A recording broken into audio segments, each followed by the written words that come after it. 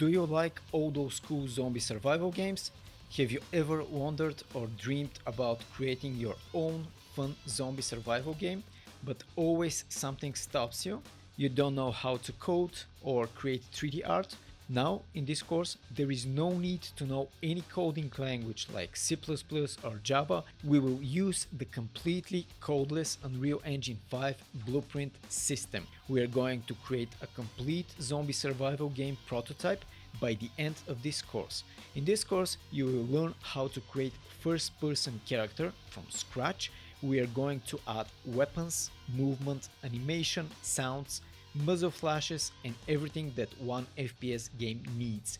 After our first person character is completely set up, we will start the fun part, making our own zombie AI from zero. You will learn how to create behavior trees, third person animations, create a zombie brain, including haunting around the level, chasing our player. In the final two chapters, we will add ammo packs, health packs, and we will define the game rules. When you complete this course, you will have a full zombie survival prototype like this one. So if this looks interesting to you, don't hesitate. You can find link to the course with a discount in the description of the video.